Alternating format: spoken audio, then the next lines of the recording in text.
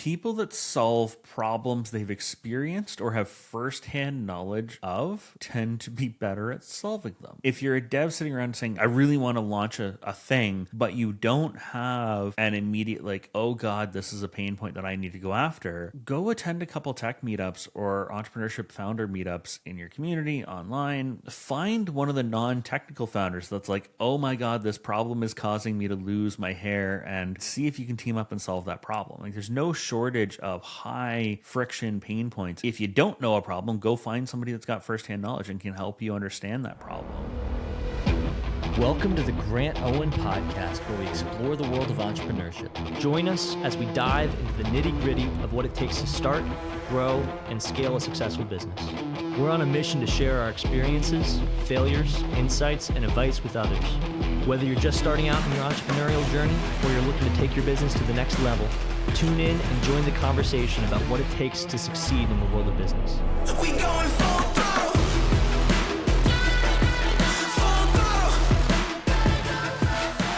Welcome to the Young and Driven Podcast. I am your host, Grant, and today I have Graeme Barlow, and I'm super excited. As always, if you're listening to this, my goal is not that you would like, subscribe, and share and do all those big things, but that if there's one person that you think would get value from this conversation, there's one person that could learn something, there's one person that could benefit, please share it with that person. That's all I really ask of you. So, in today's call, we're going to go all over the place, but Graeme's successfully exited, 4 businesses?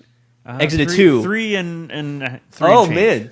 Okay, goodness gracious. Okay, so Graeme has a ton of experience, especially on the SaaS building side, the IT side of things, building software, building apps, and especially he's done stuff with digital currency. He's done stuff with gaming. So it's really just a ton of wealth of knowledge. And so my hope is that if you're listening to this and you're interested in that, or you know someone that might be interested in that, please share this with them so that they can get value. That's all I ask, because we make that for that one person, just so that they can benefit and learn something and grow and actually take action on what they want to do. So Graeme, thank you so much for being with me. I'm really excited to have you.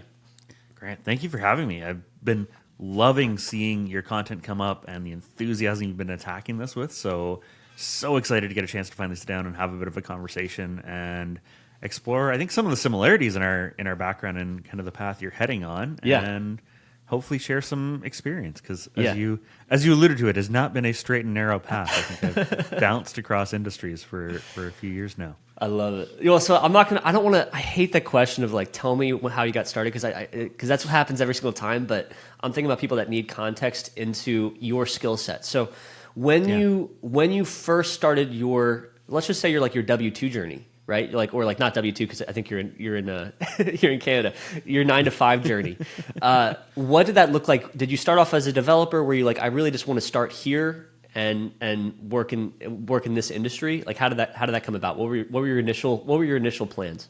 Yeah, so gonna take a step back and say I have never been that structured or employable in my life.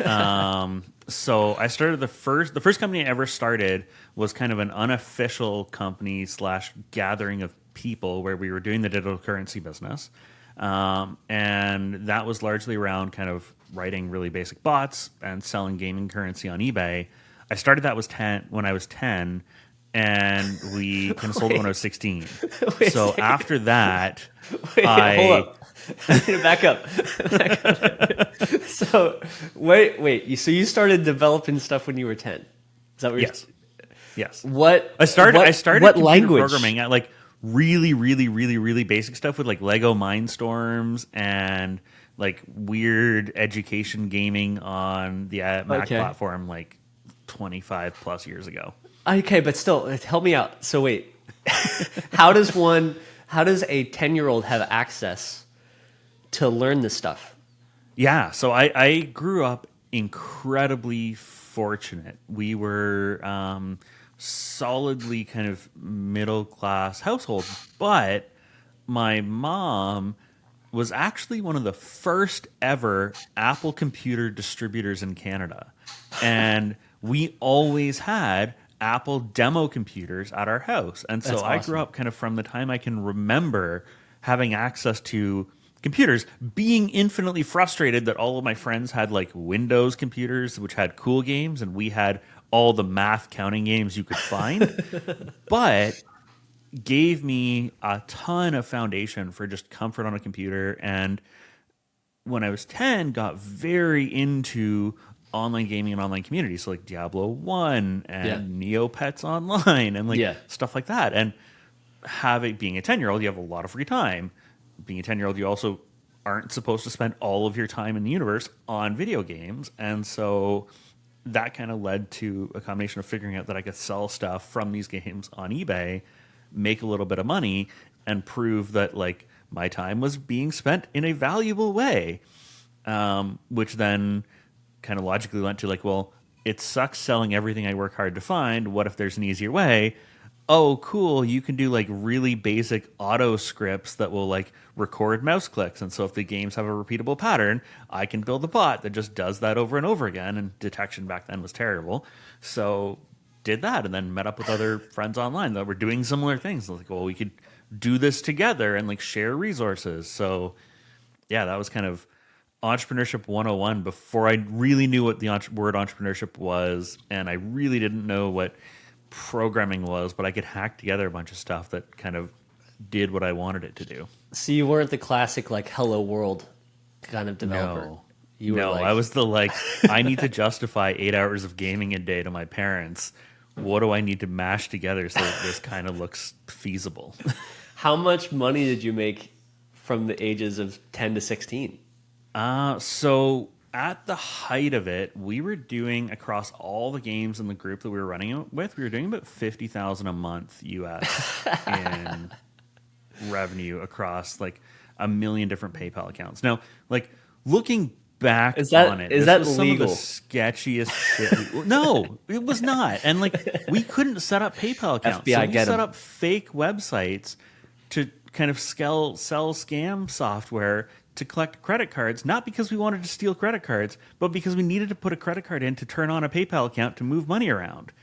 And nobody would give us credit cards. So we did weird stuff to like make it all happen, but ultimately like ended up selling everything, all the currency we had and the kind of technology we had to a Chinese company that was in the space when Blizzard, which was one of the big companies at the time behind World of Warcraft and Diablo, started prosecuting a number of other businesses in the space and went after us with a cease and desist. And it was like, yep, okay, time to leave. What was that exit like? Did they approach you? Did you approach them? We'd known Wellmine and the guys there for a long time because a few years in we moved off of eBay because there was just too much volume to deal with, and we were just selling wholesale to the Chinese companies that were then selling it back into the North American market. So it was kind of just like we're leaving. Do you want all of our inventory, all of our accounts, all of our stuff? Yes, no. They said yes. Paid us over like 30 payments on PayPal over the course of a month, and we handed everything over. That's was crazy. Nothing more complicated than that. And then we just had a bunch of money kind of stuck on the internet because it wasn't tied to like legitimate accounts that we owned. So yeah, we were super rich online for quite a while. That's awesome. But did none of that hit your bank account, or did you're like, I got a mine? little bit, not really. Like again, it was in PayPal accounts that weren't in our name, so tying it up to Canadian bank accounts that were legitimately in our names was actually problematic and weird. And then you also start to run into like questions about taxes and like none of this stuff. Nobody knew how the internet worked that way or how to deal with like, I sold a digital bow for $400. How should you tax that? Like nobody knew any of that at that time. So that's hilarious. It was a cool time to be on it. But I like to joke of like we were in the digital currency game doing kind of cryptocurrencies before you were literally mining. You were mining before mining was cool. Yeah, I know. That's really cool. That's awesome. Wait, so then you exit that, and where you're 16. Where are you like, okay, I'm gonna finish high school, or are you like, yeah? School? So I kind of limped my way through high school. Were you a good student? I was never a good student. I was kind of a solidly mediocre 70s student. Okay. But for a long time I'd had the philosophy that school didn't matter until grade 12. Yeah. And I'd said like, oh, at grade 12 I'll turn on a work ethic, I'll do good work, and I'll get what I need to. And everyone was like, that's not how life works. You can't just do that.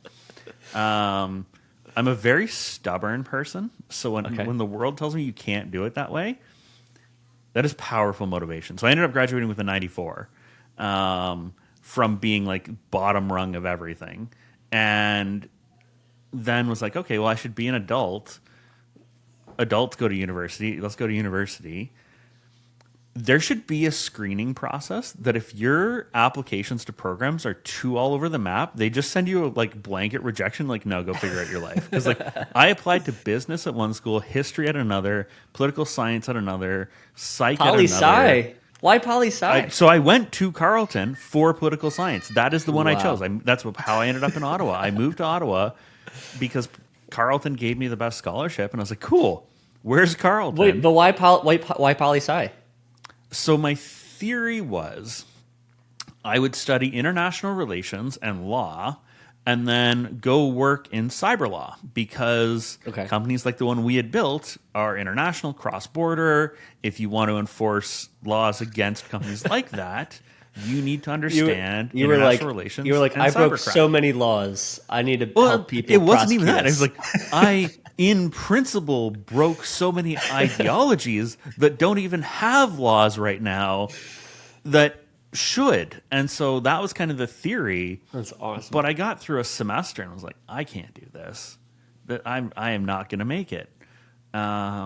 So near the end of my first year, I started doing a little bit of like digital marketing consulting on the side Okay. with different groups and companies I'd found in Ottawa and met. And by the beginning of what was supposed to be my second year, I was kind of all in on my first terrible, legitimate startup idea. Yeah. That ended up helping network me and get me connected with the group that I ultimately founded Rocket Owl with, which was the Facebook game development company that we built. Awesome. So that was kind of my path, and it was always, yeah. So the 9 to 5 thing was never. when you say digital marketing, because that's me in my space. What do you Yeah. mean? What does digital marketing mean? Well, so this And was like this is the beginning Twitter of day Facebook. one. Yeah, yeah. And questionable Facebook figuring out like monetization might be a thing. Yeah. I had been a very, very, very early member of a online community we built called D2JSP, which was essentially an online like stock exchange bartering group for digital currencies where you could move. You could essentially convert Neopoints from Neopets into gold and Diablo 2. Okay. But we'd grown it up to about 500,000 users at the time. It's like 1 million users now. And so I took a lot of what I'd seen there and what we'd done there and talked to different brands. So like, okay, well, if you want to look at online commerce, if you want to look at building a community, you Facebook fan pages, get a Twitter following. I mean, at that point, Twitter following was like, all right, I can follow 3,500 people a day, unfollow them the next day. I picked up 500, and we just goodness run gracious. this all day, every day. And we can get your account over 15, 20,000 followers in a month. Oh my goodness! Oh, so you were that guy that I hate. You were the 1,000%. organic growth. You're that organic growth agency that I can't stand. Got it. Yes. Yeah. Okay. Lived that world, but while that was kind of the way to do it, right? Of like, if you want to grow a Facebook following, set up 1,000 pages. Yeah, I've met 6 people in this space in the last month that they've hit me up, and that's like what they do, and I'm like, come on, like what are we even doing? Like, I think it was. I didn't know better then. I don't do it now. Like, we don't Yeah. prescribe to that philosophy now. I don't think it creates anything sustainable. At the time, everyone was kind of figuring it out, right? This stuff was Yeah, well, brand also, new, but also like vanity metrics, and when you're at the start, like, and if you're at the very beginning of something, having a vanity metric that looks like that gives so much more validity. So it's like, if you doesn't matter yeah. if they're real, but if you have 50,000 followers when the app launches, then you look so much more legitimate than anybody else. Well, and so many brands that were doing it for the first time just also didn't understand vanity metrics. I remember it's probably 10 years ago. I was on a bit of a crusade to like kill vanity metrics across the companies we were involved in, and a friend of mine had gotten a contract with a brand, but their contract explicitly said like, you will get us 10,000 followers over like 60 days. We will pay you X. That's the success. This will drive whatever sales. And they were really stressed out. And I was like, I'm going to show you something. We're going to use this as a teaching moment for the brand. And we went and I think bought 10,000 followers for like $150. And I was like, there you go. Your contract's fulfilled, get paid, and then sit down and have a strategy session with them of like, that metric does not matter. You care about engagement. You care about the followers. You care about the conversation, and you need them looking at that, not looking at this, because this is meaningless, and for nothing we can go buy it.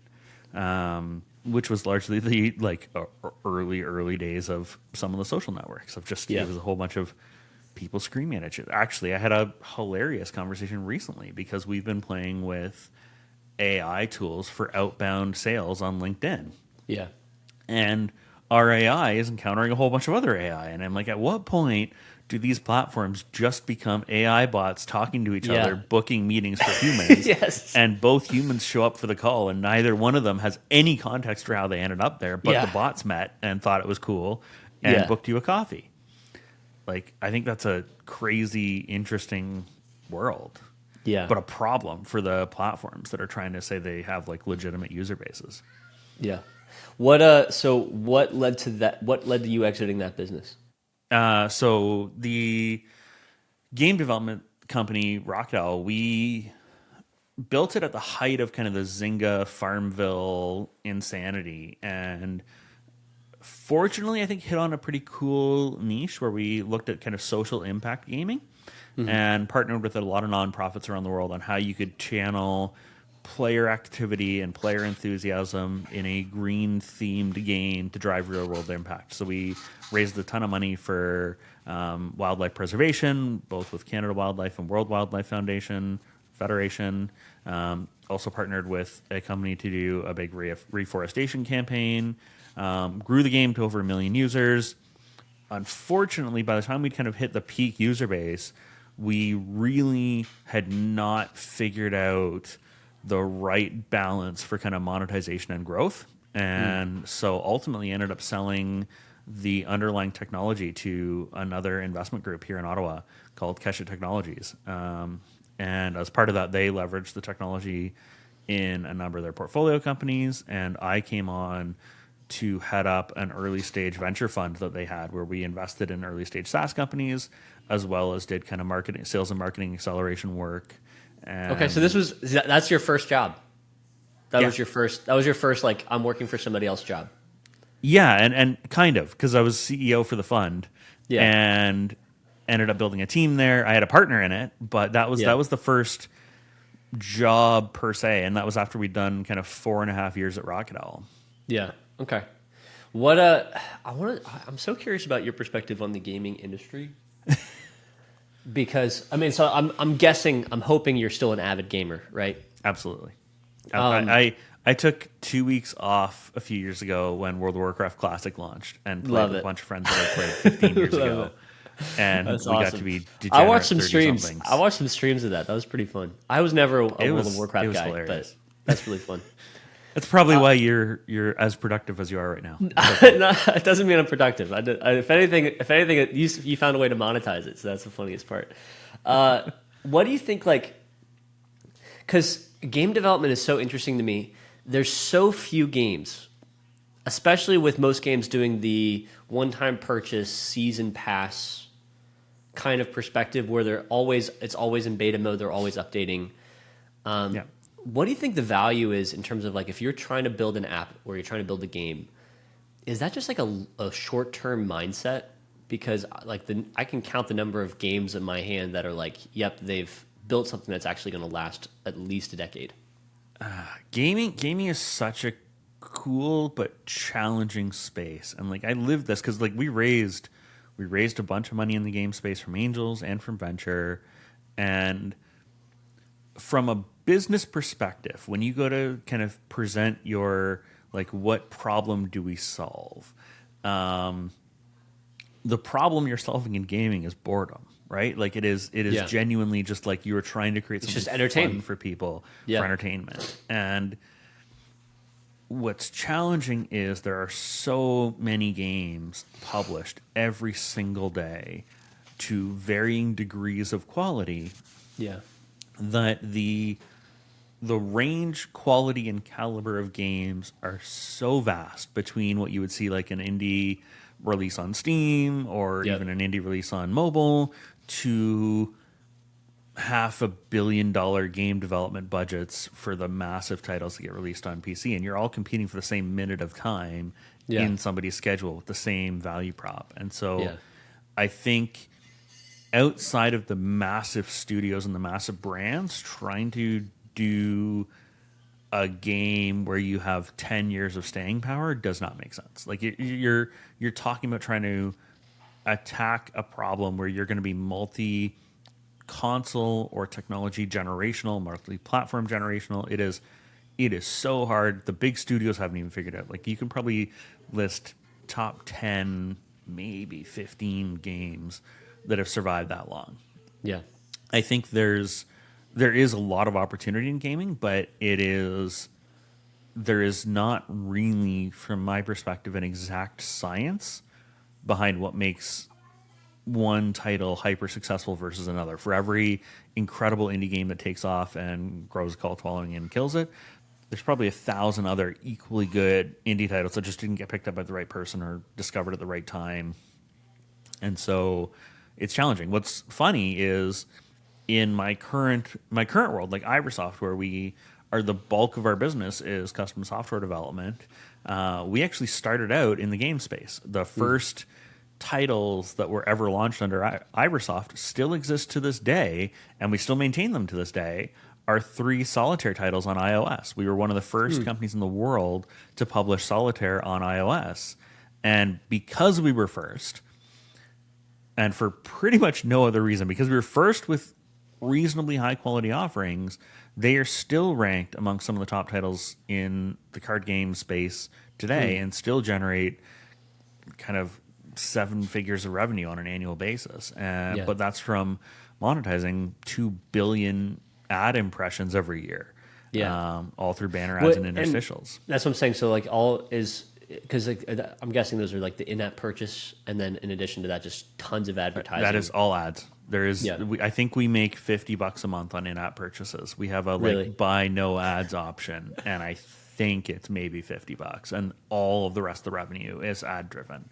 Which honestly was one of the things I missed on Rocket when we did Green Spaces. We focused entirely on the in-app purchase side of things, and I think you have to have a split approach between ads for kind of web and mobile games. I think the split between ads and in-app purchase is very strong, unless you've got a phenomenal game loop that's going to drive kind of that constant recurring purchase. That's why you see the season pass stuff. But like ads kind of fill that buffer and can do really well if you have really long session length and really high engagement.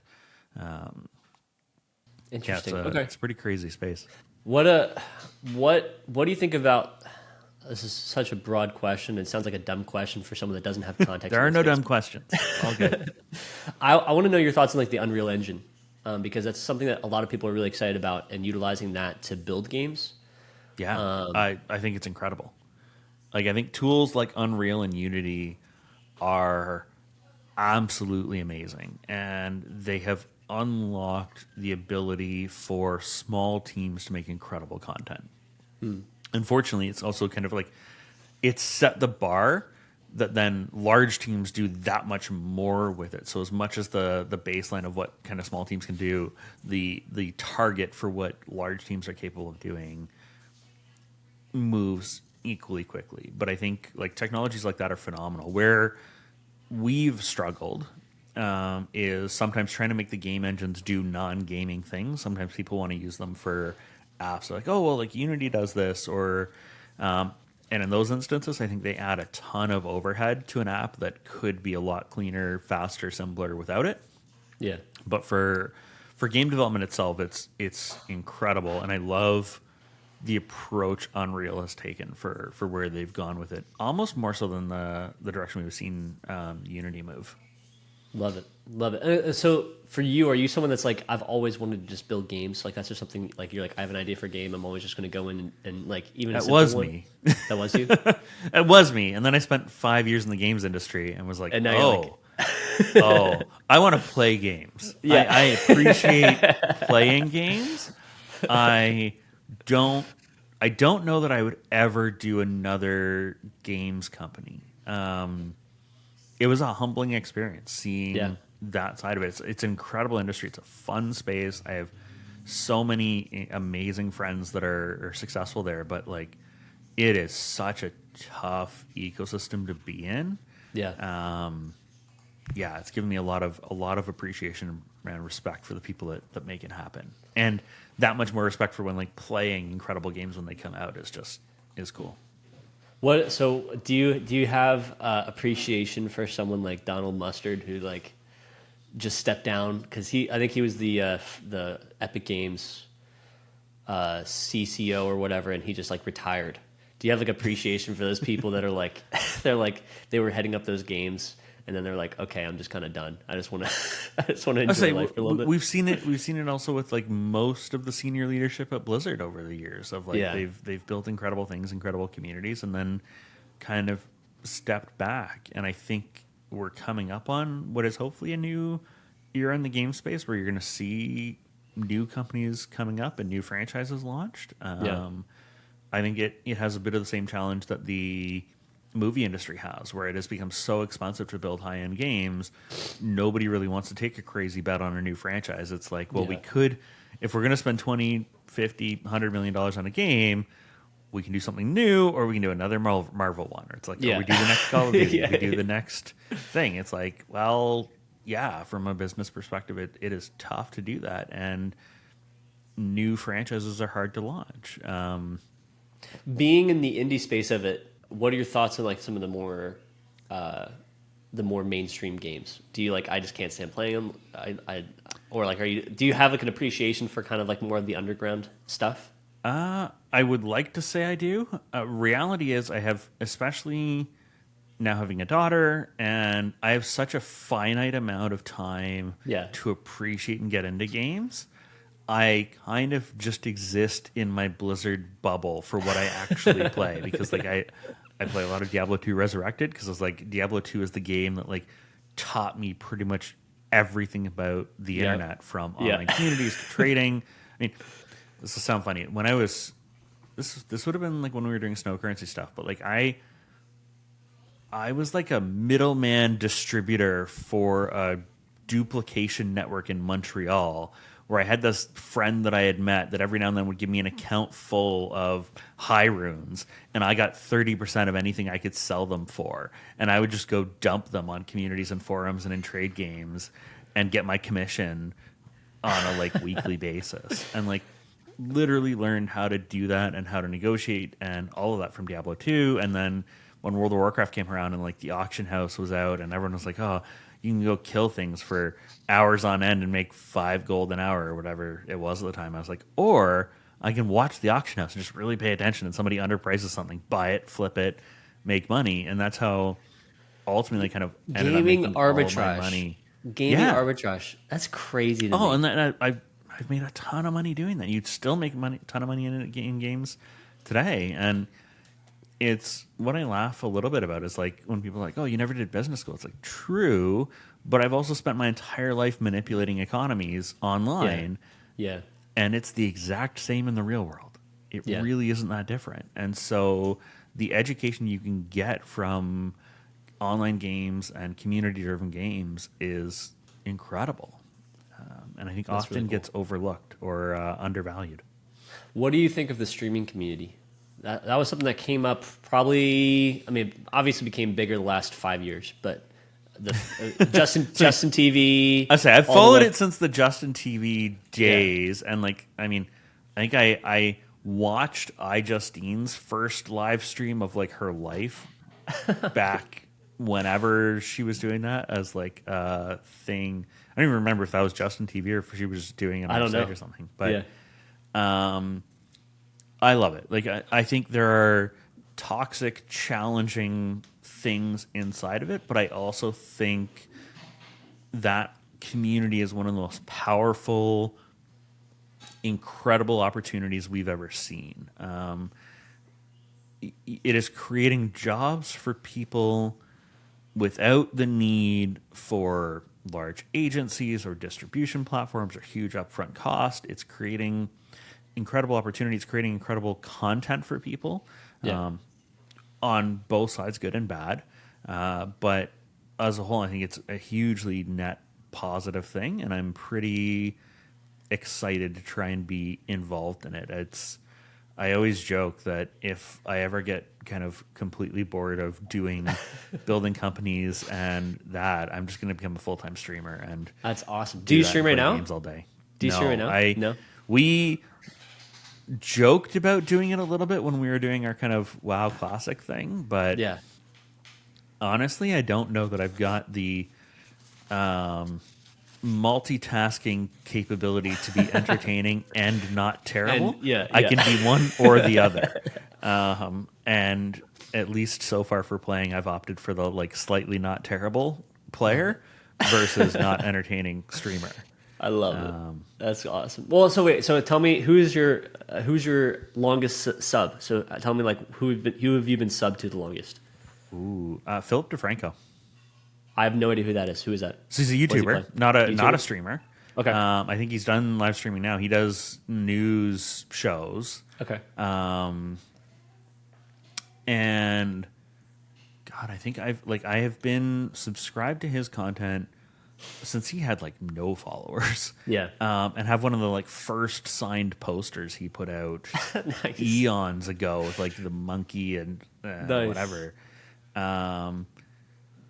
And that's probably the longest standing on that, or iJustine, Okay. because she was all about Apple content back when like the whole world that said Apple wasn't cool, and I'd come up in an Apple. So household, wait, and I was well, like, here's the deal, man. You definitely are different because you're someone in the developing space that says Apple is the best. You are few and far between because everybody in the creative space, you cannot be a creative and not have Apple. Like you just can't. You can't be a creative. You can't do video editing. You can't do any of that stuff. Like sure, Premiere works on it, but let's just be real. You can't do it. You have to have Apple. And gamers are not pro Mac nope. in general. Well, gamers are all PC. I have a PC for gaming Yeah.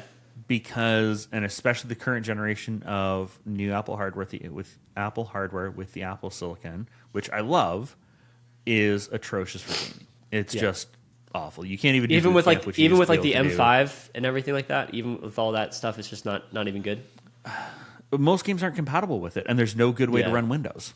Right? Yeah. There's a lot of games that just aren't. Diablo 4 does not run on Yeah. Mac at all, and there's Yeah. no So you have to get an emulator good and way just- to yeah. emulate it anymore, because it used to be Boot Camp. You could boot it into Windows, and it kind of acted like a Windows machine. Without the Intel chips now, you can't do Boot Camp, so you're having to do some kind of Parallels thing, which is never a great gaming experience. I'm certain their marketing says it can be done. Whatever, have at it. But yeah, but if you're in the mobile space at all, you have to be on iOS. Yeah. And iOS is, you have to have Apple hardware if you build it. And I recommend anyone that's getting into the development space should be developing on mobile. Mobile is the top platform on the planet for content consumption, for daily use, even if you're not talking kind of native apps, if you're talking about mobile web content, like it's where the world interfaces with content, and you have to be there.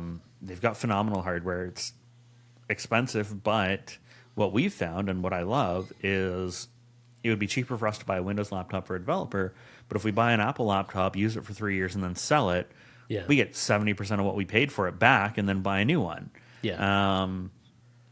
We don't retain anything close to that value on the Windows laptops we buy. So Yeah. when you look at it over kind of lifespan and kind of cost recovery, there's really no comparison. I love their hardware. They've lost their way a few times over the years, but for the most part, I've been a big fan of Apple since I understood what it was. Love I it. got made fun of it about it at school. And now look who's talking. You know what I'm saying? Yeah. Come on. Well, so here's I want to talk about the outsourced development team, like the way you've run that business. I'm really curious about it. But first, before we go into that, I want to get your overall. There's not many people that are actively gaming, enjoy gaming, or have been in the gaming space that have the insights that you have on the community and whether gaming is valuable. I think it's almost like a cultural. There's almost like cultural hate towards someone who's a gamer.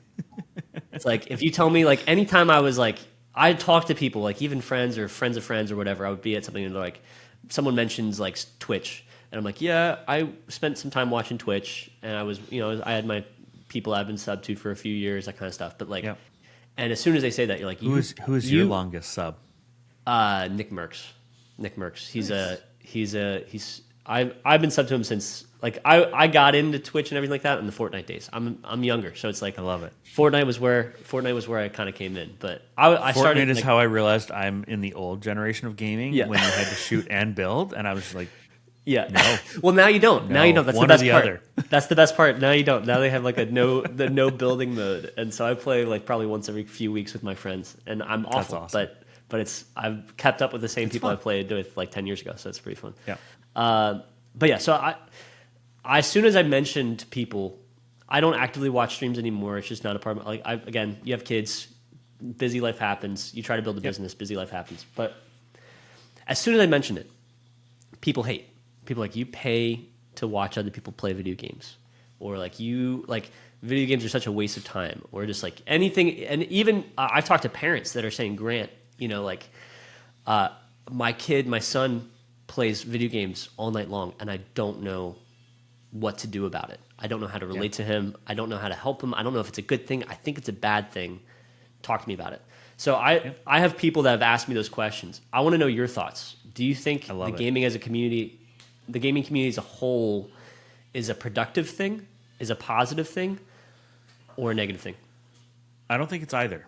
And I think it depends on what you do with it. Like, I think there can be unbelievably negative, destructive behavior that comes out of gaming. I think we see some of the worst when you look at how trolling happens and some of the slurs and negativity that happens in a lot of the gaming communities. Yeah. I also think you can see some of the best of kind of people and collaboration and teamwork happen in gaming that is fundamentally not possible anywhere else. When people ask us a lot about our philosophy at Iversoft for remote work and how do you build leadership and how do you train people in a remote setting, you can't possibly develop junior talent. My response to that is always somewhere along the lines of like, have you watched kids learn how to play online? Have you watched them collaborate on teams? Like, I've done team-based gaming stuff my entire life and overcome real-time complex challenges far more sophisticated than anything you're going to do in a 1-hour meeting or session at work. Yeah. And accomplished it with a group of people we've never met. Yeah.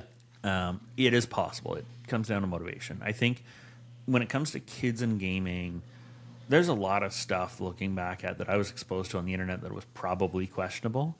At the same time, it provided the entire foundation for my education around business development, around team building. Like, I was never the best player in my group, but I was always the player on our team that could get people to fill spots that we needed, that were good, that had unlimited resources whenever we needed to buy whatever or trade for whatever or get access to something.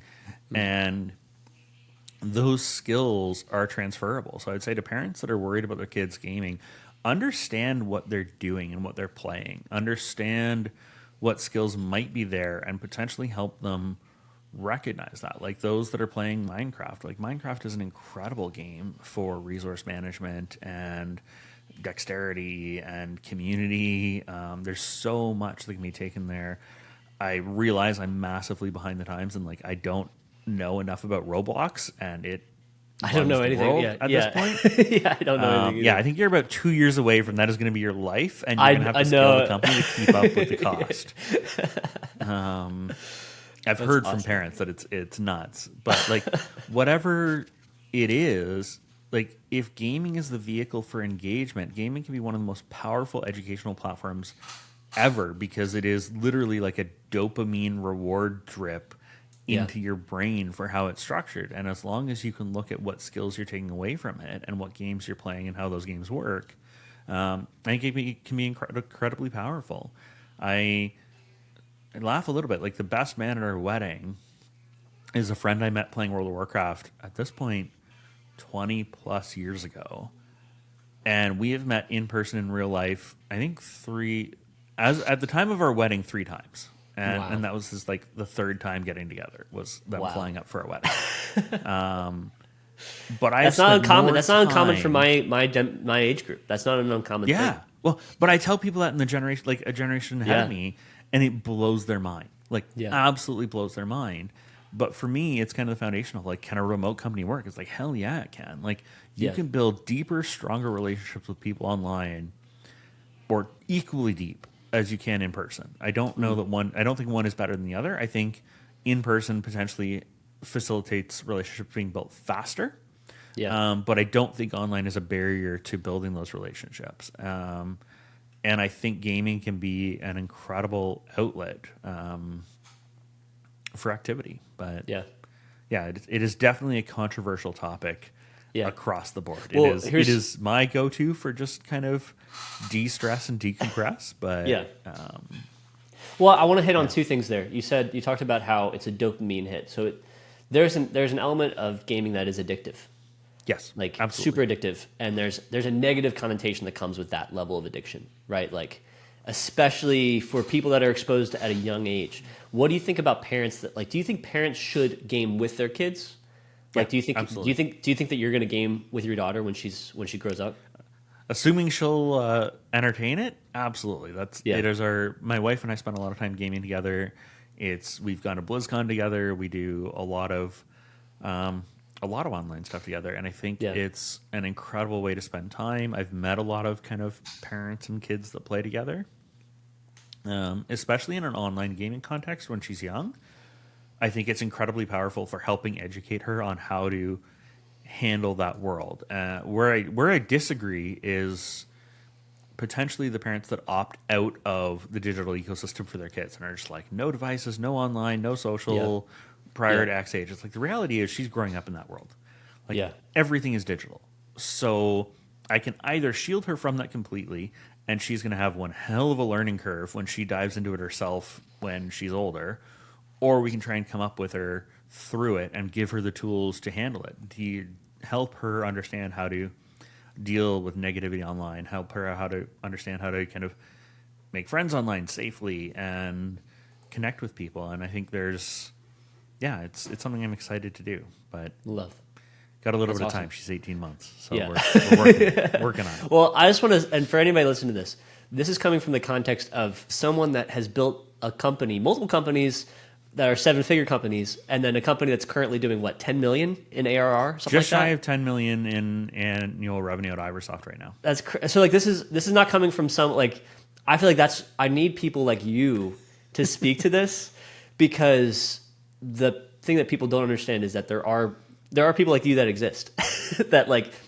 aren't just profiting from the gaming community, but also like have an appreciation for it, have a way that they've been able to build stuff based on it, and are productive people to society because in large part using the gaming tuned community. into it. But Toby, the CEO at Shopify, has done a number of Twitch streams doing live Q&A, gaming, and chatting, and posted. Like there is a community of productive, helpful gamers out there that are building cool things. And the stigma's breaking, but it's still there.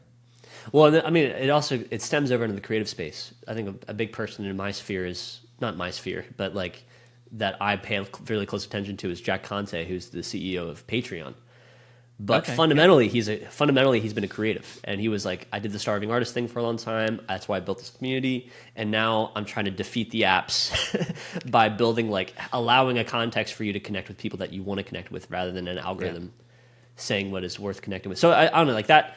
Regardless, the concept of community building online, whether in creative or whether in gaming or in whatever context, there's a group of people that are obviously going to be the worst side of it and obviously going to be the best side of it, and there's so much in between.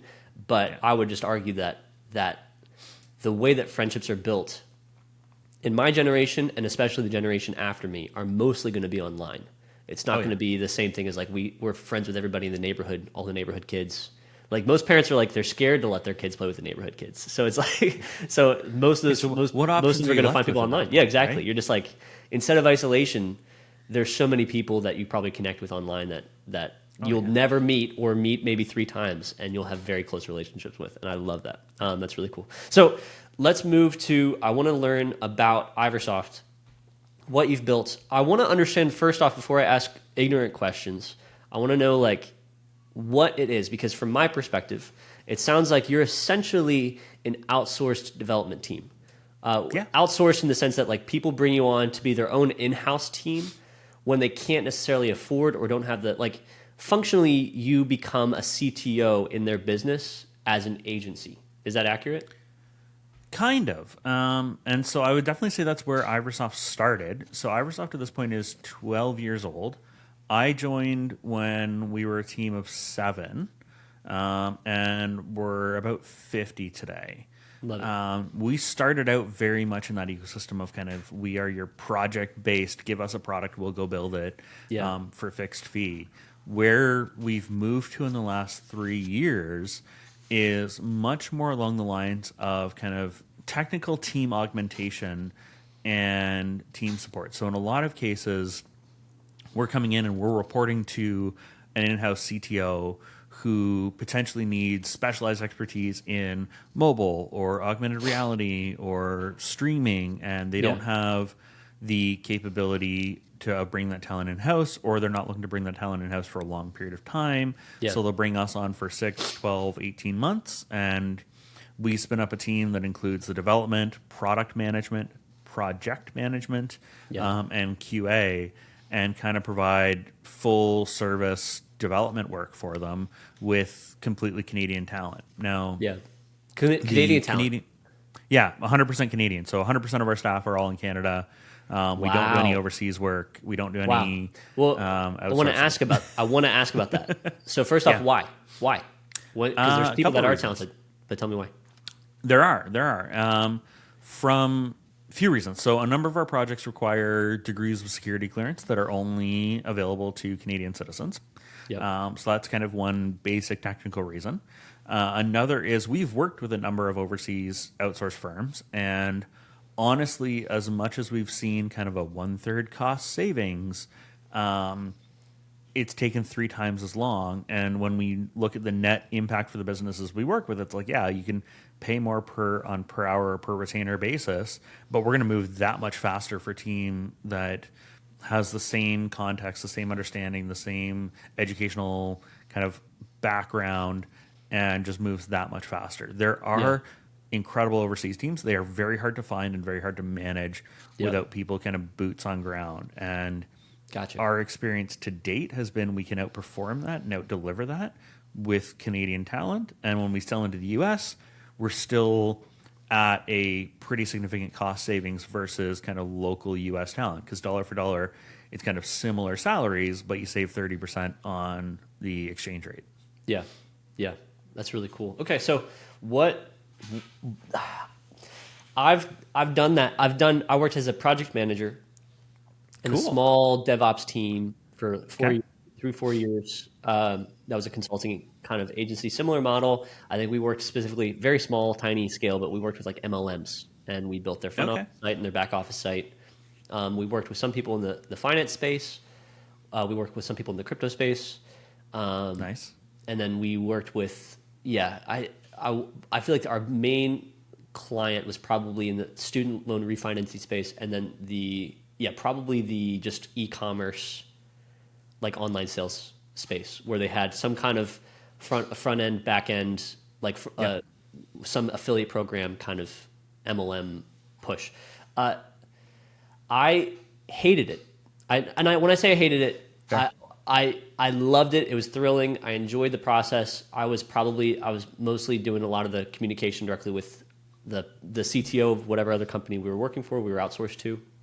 Yep. And then creating our user stories and actually executing it with our developers. And usually our developers were freelance, full time, or they were like high level at like Comcast or something like that, or like BlackRock, and this was just their side gig, so we'd pay them a premium, but they were insanely accomplished individuals. So it wasn't like it was our own in-house team, but it was We had access to the best of the best.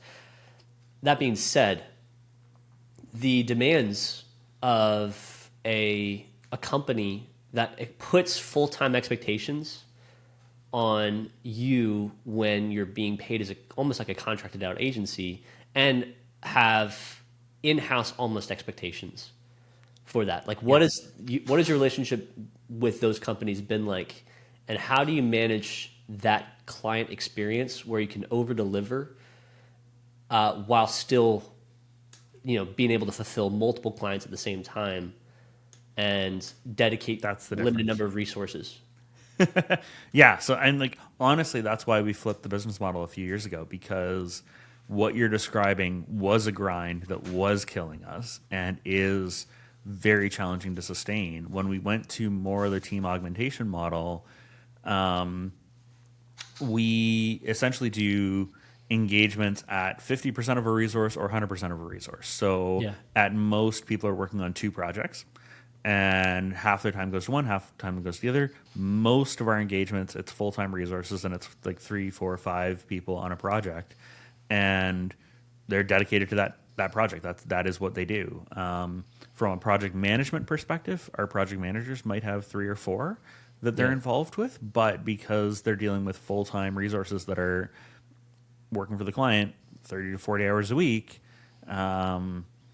it's a lot less chaotic. And because it's a retainer model for the team and it starts at 6 months, our engagements typically start at about $25,000 a month. So you're kind of $150,000 minimum to start. You're dealing with a little bit more sophisticated clientele.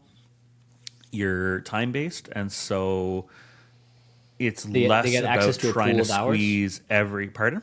They have access to like a pool of hours, essentially? No, they have that resource full time. So it's like Okay. if you're on for one technical unit, you're getting that developer full time. Yeah. No one else has their time. We reserve a little bit of their time for training and kind of internal meetings. Otherwise, Yeah. that dev is on that project and they have a kind of percentage of quality assurance time to do the QA work and project manager to make sure they're going the right direction. If it's a project that needs product management, they've got kind of the appropriate amount of product time to support that. But otherwise, it's not kind of tracking hours. It's like, this is a full-time resource for you. We're going to help make sure they're delivering well for you. We're going to make sure we have the best possible talent for you. But what's nice is it flips the conversation from our project managers in our old model used to be hyper focused on like profitability and like get it done as fast as possible and like track every minute that goes anywhere, versus when it's full time. It's like, no, like make the best decisions for the product, make the best decisions for the client. We want the long-term relationship. We want this to be sustainable for everyone. And a bit of our pitch to a lot of our clients that are potentially less technical is we can hire and attract better technical talent than you could hire in-house, because you don't have an ecosystem that facilitates that. Yep. We have 50 people they can draw on for mentorship and career progression and everything like that.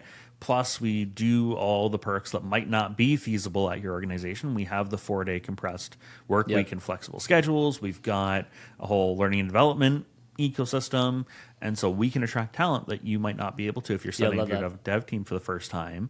And that's the value prop versus, we're going to turn stuff around for you in 4 hours. And even so, like on top of that, you're saying like the people that are on your team are probably higher skill level, and then the training and resources they're going to have to be able to execute on what the person's trying to do is going to be so much better, because effectively, like, I'm guessing a big pain point for some people that are like, let me start a development team, is like, okay, I'll hire a developer. And it's like, if I'm a CTO and I know very little, or maybe I was a developer myself, like, there's just the scope of what I'm going to be able to accomplish to do what I want to do on that price point is crazy. So it sounds like you're in that unique model where it's like almost every single business that does anything online will need some form of what you're talking about for a specific period of time. What do you think about for like LTV of clients? How do you, I guess it's easy to have like a 2-in, 1-out mentality, right? Where it's like, okay, we'll always be offboarding and onboarding simultaneously. But how do you expand to relationships and partnerships for years and years when you, like, especially if you don't own the proprietary software? It's one thing if it's like they're paying you to customize a software that you have, an app that you have that they want to utilize, and then you're creating additional things and packages on top of it. They're custom to them. That's one thing versus like they're just accessing your hours. They're just accessing your manpower. We retain long-term clients in LTV and increase LTV by having talent and process and structure that is so valuable they don't want to get rid of it. And the vast majority of our business is team expansion and renewal. Like we don't have a huge portfolio of clients right now. I think we deal with probably 15 clients a year. Awesome. And 70% of them are existing clients that are expanding their teams, and we bring on some new clients every year. Would love to bring on more, but we're not kind of going crazy trying to chase the wrong fit. We're very much looking for opportunities where it is a partnership, where there's a lot of mutual respect, and we're looking for that long-term thing. And most of our clients are ones that start out with maybe one dev or half a resource and are now teams of 4 or 5. And we have all of the historical tech knowledge. We have all the documentation. We know their systems in and out. We've delivered on time over and over again for them. And so when they're looking at expanding and growing, it's a lot easier to just kind of tap our team and say, yeah, we want to add 1 or 2 more devs than to try and bring all of that in-house and replicate it, especially if they're kind of really good at what they do. What do you think about teams? I was a part of a company where they decided we're gonna acquire this software and we're gonna build out a team in-house. And there was pains. There's pains that I'm sure they're still going through, but like there's back end pains from that transition, especially like it was for in our case it was like a POS, so it was the main function we used for the business, and it went from like, okay, we're able to access it's a 6-figure contract because we're accessing so many resources, and we still own the tool, but we still need all that assistance, to being like, okay, now we have to triple our own team just for almost like the ego aspect of like we have it in-house. Just because we want to save on costs in the next decade. What are your thoughts on that in companies that kind of approach things that way? It's interesting. I had a really good conversation about this with Leanne on her podcast last week about it really depends on the technical culture in the company. If you have a company that has a large, happy development ecosystem where you guys are productive and things are going well, bringing it in-house is not a terrible idea. Yeah. If you don't. Which, to be honest, is 12 years of learning. Yeah. Yeah, well, and that's a lot of what comes with Microsoft. Is like there's 12 years of learning how to create this ecosystem and how to function it well and how to get the right talent in the right roles and keep them motivated and keep them trained and keep them kind of moving forward. That is an unbelievably steep learning curve for non-technical organizations. What's funny is our biggest clients are in some cases the most tech savvy of our portfolio, but they're tech savvy enough to be aware that they have really good back-end and web stack people and have not been able to properly build an Android or an iOS team. And so they look at us and they're just like, mobile is yours. Here's how you interface with our scrums. Here's how you interface with our teams. Bring the people that make sense. You guys vet them. You guys deal with that. And it's the same thing. Like we don't work in WordPress. We have tried 100 different times to figure out how to do WordPress well. And the reality is we just don't have any senior leadership that are like extreme WordPress advocate champions that know how to find that magic skill set that makes WordPress sing in whatever magical ways you want it to be. And so it's a little bit of like that self-reflection. Like we're not going to try and be that. We're not saying we do every language. We know what we do really well, and we'll build teams around that and respect the places that we don't have right now, and that's okay. Yeah. Okay. I'm gonna ask for this is my hot topic. Then I want to get your feedback on it. What are your thoughts on no-code SaaS? Ooh, interesting. If you can make it work, do it. I think there's so many good no-code solutions out there for, I'm going to say 60% of the product depth you need. If you can launch a company with no-code solutions, absolutely do it. The reality that we've seen is a lot of companies get their start that way. They'll build their MVP that way. Yeah. And by the time they're achieving scale or moving into enterprise integration and clients, you have to build your own stack and you need to be able to do the custom work. And Yeah. I think that's awesome. That's the right time to invest more in the development. That's the right time to go down it. Yeah. We continue to experiment with no code tools, and I think they're great for a lot of problems, and especially in kind of smaller organizations and smaller budgets. Find a way to make it work, make it happen, and then you'll hit a point, I think, at scale where you need to do more of your own development work. And Yeah. when you hit that, give us a call. Yeah. Love it. Okay. And do you think, because it's something it's almost, I've heard both sides of the argument where it's like, there's some people that hate it. There's developers that almost look down on it, right? Because it's like, Oh yeah, you have It's- a 20-year-old it's kid unpure. that's like, you have a 20-year-old kid that's like, I built this incredible tool and I don't know how to code, and I'm now a SaaS founder and I can exit companies as a SaaS founder. It's like, sweet, you're good at integrations. Yeah. And then I talk to developers and they're like almost embarrassed because they're like, first off, there's people that are younger and dumber than me that are doing things more impressively than me or making more money doing the thing that I'm doing, which is building software. I think there's going to become a point, I'm guessing later on this year, where every developer is going to come across the topic and be like, shoot, I got to try something. What would you recommend for someone that does have the knowledge, that now understands that other people have those resources, so now it's going to be a completely saturated market with everyone trying to launch something, and it's essentially going to be like whoever has the best marketing is going to win. What do you think about a developer that is like, okay, I really want to build something that's actually valuable, and I'm realizing I might not have to spend 2 years locked up in my room doing this back end and front end, and now I can roll out an MVP pretty quickly. What would you recommend to someone like that? Yeah, that's a great question. I think for me, and I'll look at this from kind of the lens that we look at kind of investing from. People that solve problems they've experienced or have firsthand knowledge of tend to be better at solving them. So Yeah. if you're a dev sitting around saying, hey, I really want to launch a thing, but you don't have an immediate like, oh God, this is a pain point that I need to go after, go attend a couple tech meetups or entrepreneurship founder meetups in your community, online, wherever, and find one of the non-technical founders that's like, oh my God, this problem is causing me to lose my hair and scream into the void, and see if you can team up and solve that problem. Like, there's no shortage of high friction pain points in B2B, in enterprise, in agency, whatever. Like, go find one of those problems and work on the solution. If you don't know a problem, go find somebody that's got firsthand knowledge and can help you understand that problem. Yeah.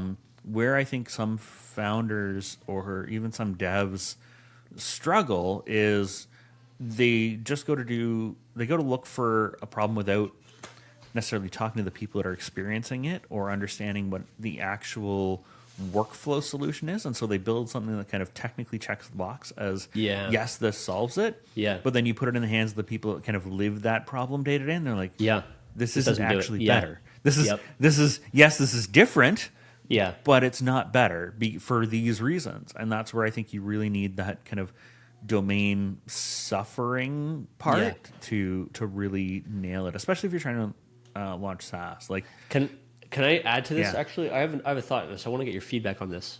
So I'm looking at one of my clients, and he was established in the industry, was an educator in the industry of his, whatever their niche was, and so they build up a following. They build up a following that appreciated their education, and they found a tool and partnered with the developer of that tool. So there was someone that was building a tool, that was building an app, and they partnered with it and immediately grew to probably, I would guess, their valuation somewhere around 20, 30 million. amazing. Just because it's a cheaper tool, but it's a B2B, but it's really a B2C, and they market it as such. But essentially, his approach to it was like, hey, I've got users. Yep. I'm immersed in the market. I'm immersed with the people, and I have users that I can immediately add to your tool.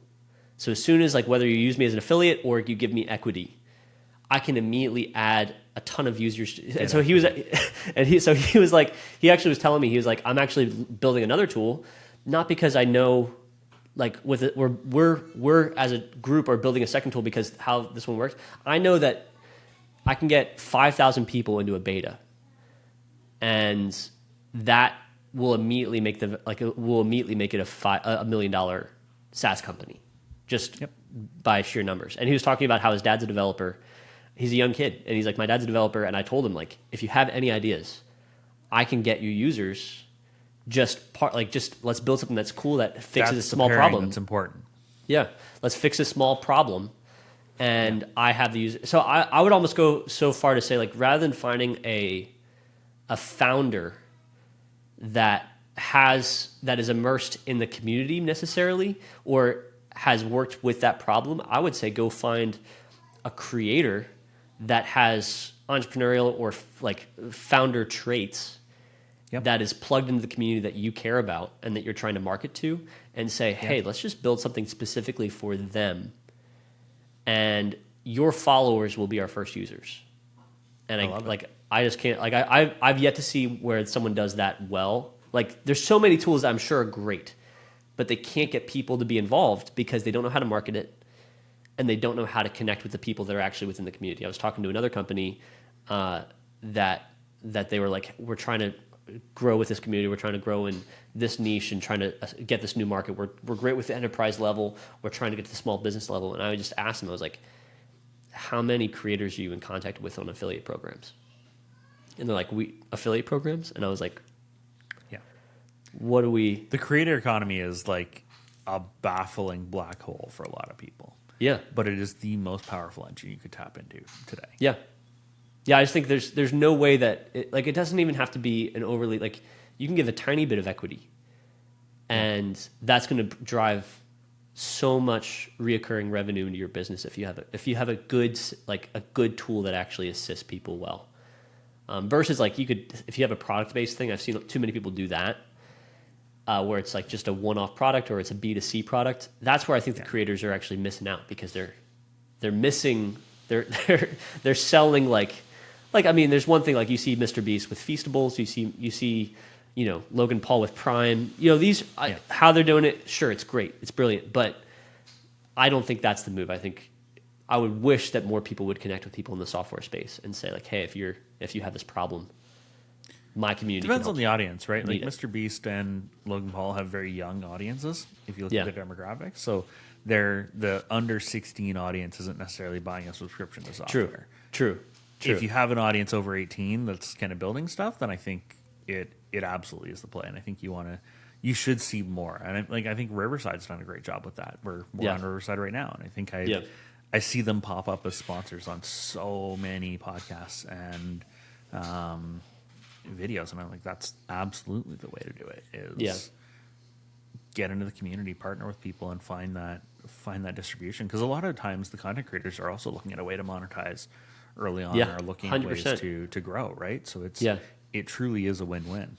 Yeah, and I think it's still underutilized across the board, where I think it's a good opportunity for what you guys are doing on your media business, is helping companies build that roadmap and understand how to pitch to creators and how to monetize it. Like, I think there's a need for that for sure. That'd be really interesting. Yeah, my business it's B2B, but it's really B2C in the sense that, like, I work with individuals. Just because I'm sure you can understand this, I think I told you this. It's so much easier to market people than it is to market a business. It's hard for me to make people passionate about a business. All of us in Dan Martell's group have had that message beaten into our brains. It's at like this point. It's why I'm doing podcasts. It's why I'm here, because it's easier to tell my story than to try and get 100,000 people to know what Iversoft is. But I can jump out in front of an audience and share our experience and share what we're doing, and it gets traction. The title of the gamer that also has a $10 million business that's an interesting concept. It's an interesting thought that attracts people and entertains people. So, anyways, I appreciate your thoughts, man. I want to wrap this up, and I just want to say thank you so much for being generous with your time and your knowledge here. Again, everyone, if you've gotten any value from this whatsoever, if you learned something, or if you think someone, think about that parent that asked you that question of whether their kid should play video games, or think about that developer that is thinking about what next side hustle should I do? Is there a tool I can make? Send this to them. Give them value. My hope is that there's people that actually take action based on conversations like this, and based on Graeme's story and just how much he's accomplished in his life. So, Graeme, thank you so much for being here and just contributing to my community just in a little way. Grant, thank you so much for having me. This was absolutely amazing. If people want to reach out or follow, Yes. check me out at graemebarlow.com or Graeme Barlow on all the social things. Love If you're looking for development support, hit us up at ibersoft.ca. This was awesome. I'm hoping we get a chance to have another chat and That'd be super bring cool. more of the gaming narrative into the world and how you That'd be can super cool. leverage it. And just everybody, just so you know, I have all the links in the show notes. So everywhere you want to find Graeme's, I love what he's writing on LinkedIn especially, and I'm hoping you're going to get on other social media platforms a little more aggressively. It's my hope. Absolutely. But It's coming. maybe we have to talk about that. Maybe that's the thing we have to talk about. I think we do. We absolutely do. That'll be our unrecorded conversation. We gotta chat about that soon. Cool. Awesome. All right. Thanks, everybody. See ya. Can't slow us down.